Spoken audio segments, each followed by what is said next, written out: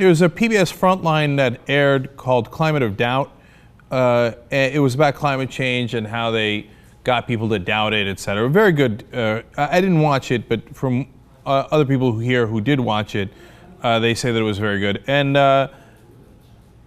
Chris Mooney, who is a guy that is a pretty good writer, a very progressive guy, wrote about it in Mother Jones, etc. You know, what just frustrated me and what I wanted to say is they all do these different reports about what's going on, and they have all these different explanations as to why the guys who are in climate denial won and the guys who are pushing for the government to recognize climate change have lost for the moment being. Is it permanent? Is it temporary? Is it? I mean, come on, come on, come on.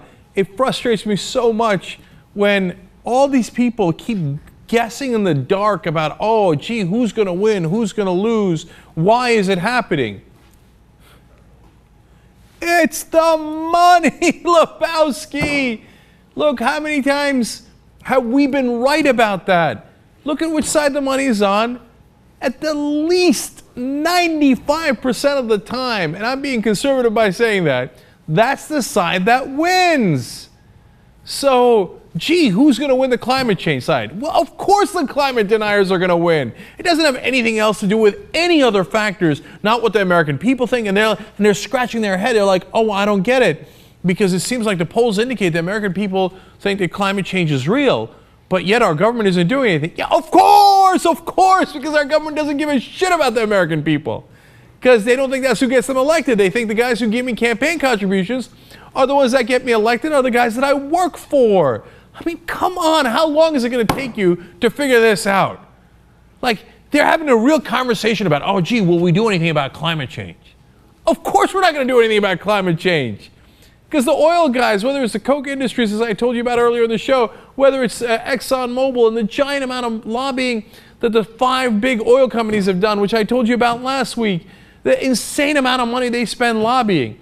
Gee, I wonder who's going to win. Of course they're going to win. How are we having this conversation? How could you not recognize that? They drive me crazy. So can we win? Yes. But it would either take getting money out of politics by some miracle. You know, I obviously think the best way to do that is Wolfpack. Otherwise, we wouldn't have set it up.